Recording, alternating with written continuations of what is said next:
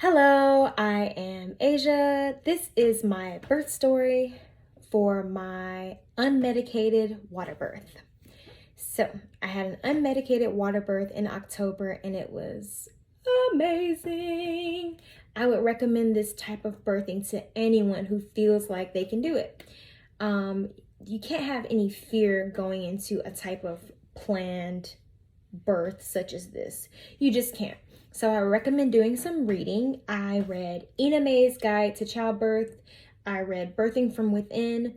And before my first birth, I did a hypnobirthing class. So I'll include that information in the description so you can do some required reading.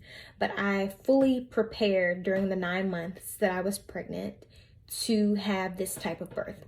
And I had the baby at a birth center versus the hospital. I did this to avoid epidurals, Pitocin, all that jazz. I wanted to have the baby on my own by myself. And I did, with the help of a midwife's assistant, a doula, and my loving partner, husband, Morris. So yeah, my birth story. I started going to a chiropractor a few weeks before, and on my OG due date, which is 3 days before she was born, I went to get adjusted. And when he adjusted me, he said, women who come to see me usually have their baby within 24 to 72 hours. And he was not lying. I started having contractions immediately upon leaving his office, but they slowed down and stopped for a day and then came back on that next day, Tuesday, around 6 p.m. And after they were regular for like an hour or two, my husband called my my midwife, and she was like, yep, you're in labor. Now get some rest. So we couldn't sleep. So we made a taco soup and we're just talking. We're so excited. We're so joyful. We had intercourse. Sorry, Mom. And we just went on about our day or life, but we were super excited. So he fell asleep around 10 p.m. I finally fell asleep around 11 or 12, and my contractions subsided. And I really just, the body is so powerful because my body knew I needed rest and I needed to prepare for this strenuous task at hand. So my contractions stopped. I went to sleep. We woke up on Wednesday. We called the doula over, called my mother-in-law over to pick up our daughter Mia so that I could really just dig in deep and have this beautiful second baby girl. And so the contractions didn't hurt. They were just oh, I'm feeling a contraction, just breathing through it, talking through it. We went on a mile walk. I'm walking faster than my friend. I'm just super amped about what is about to take place. And so I tell my mother-in-law oh, just leave me here. This is so easy. I'm just doing this. And I had to call her back because we realized I really needed to focus. And so once my daughter was out of the house and not bouncing on my birthing ball, I could, get on it and kind of get things flowing. And I did, but I ended up telling my doula, which is my dear friend, Forever Connected, that she could go home, nurse her baby, and come back. She had 3 children under 3 at one point, so I really felt like she was the perfect person to help me do this. And she did an amazing job, so shouts out to you, boo. She left, we went down for a nap, and I actually put some padding on my bed and wore an adult diaper, sorry, because I felt like my water would break. And sure enough, around 3 p.m., I felt something inside of me go pop, and it woke me up. It jolted me out of my sleep. The same thing happened with my first baby, but yeah. I woke up out of my sleep from my nap with my husband, but I didn't wake him up. I went in the bathroom and I'm sure enough, my water has broken. And as soon as I realized that that's what happened, my surges, not contractions, my surges started coming on really powerfully. So I had to dig in and do my birth breathing, which is 4 breaths in and 8 breaths out and you make a noise. So just try to enter a state of total relaxation if you can. So I started practicing this for when the contractions picked up. So I talked to my midwife on the phone, and she was like, let me hear you breathe through a contraction. And so I did, and she was like, oh yeah, you're in labor. Call me when your contractions are 3 to 5 minutes apart, lasting 45 seconds for 1 hour. And I was like, okay. And literally that happened within an hour.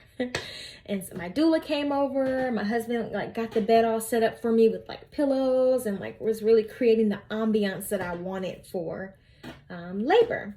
So I went and took a shower, and I'm like blasting my favorite Beyonce songs, belting them out at the top of my lungs. I remember Girl Came On, the Destiny's Child song. I gave it everything I had. I could have been on The Voice, American Idol, something, or I thought I was. I was singing so hard. Like I wasn't in labor, which is crazy. So I just labored through it all, and a little bit after 5, my husband called her, and the midwife, excuse me, and he was like, I think we need to come soon. And she was like, okay, meet me at the birth center at 6.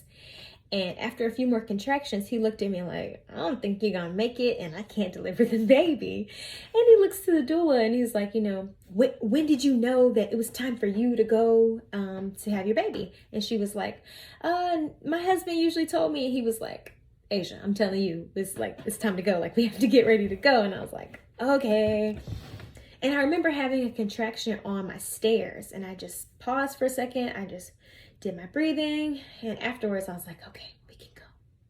But when I stepped outside of my house, I felt this strong urge to stay home, to root, to stay in the place where I was so comfortable. In my head, I was like, I need to have this baby at home. Like, it was just, something was telling me that I was going to have the baby really fast.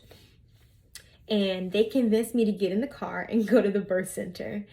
And so we get there, they get me all set up in this gorgeous room, lights low. I immediately say, take the clock off the wall. I make them take the clock off the wall so I don't focus and spend so much time wondering, you know, like, is it the middle of the day? Is it the night? Like, I just needed to focus on getting through the contractions. And something important that my doula would say is that you can do anything in this world for 1 minute. And it was so true.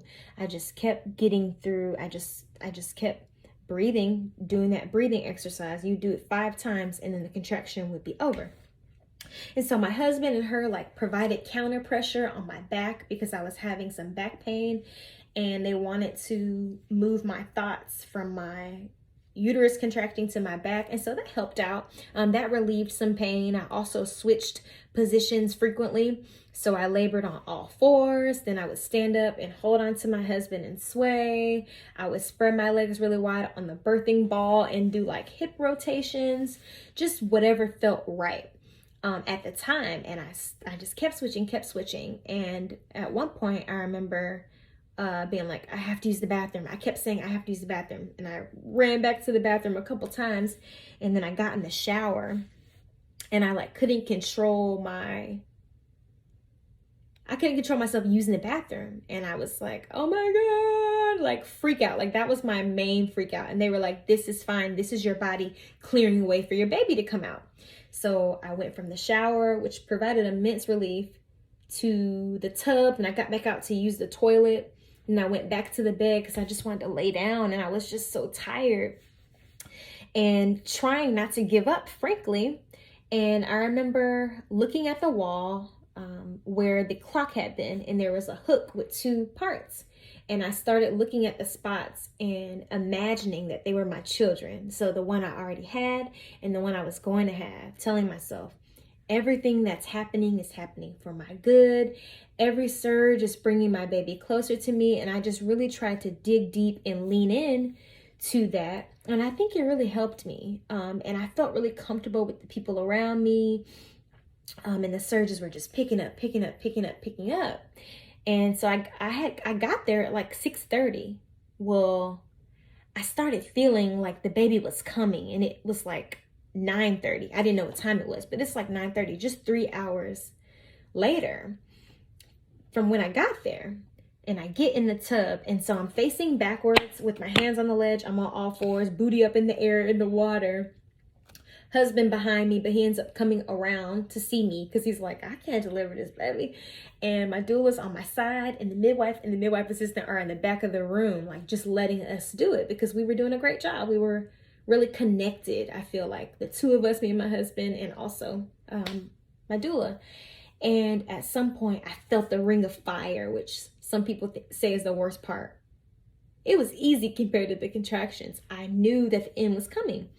And I just felt this feeling, this undescribable feeling. And what I now know is the fetal ejection reflex. It's like my body was basically preparing to spit the baby out.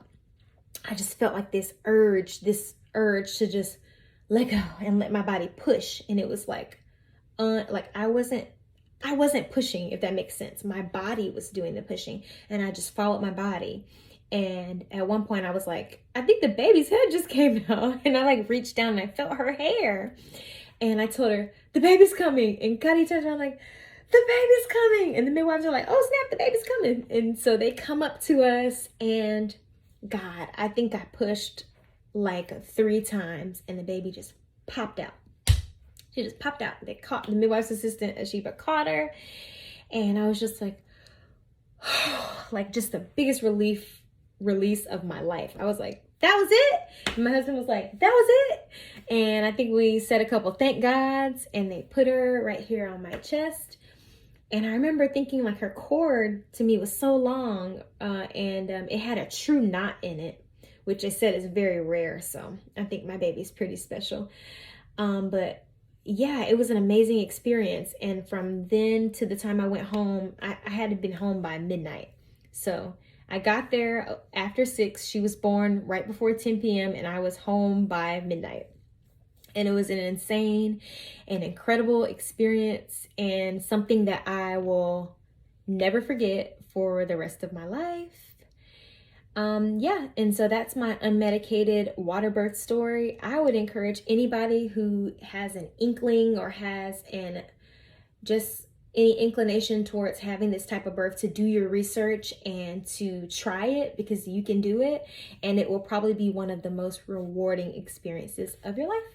So if there's anything I forgot to cover, please ask in the comments and I'll be sure to respond to you. If there's any follow-up videos I can do, let me know. I'm super interested in this type of birth. I think anybody can do it. So if you need my assistance, also shoot me a message. Thanks for watching.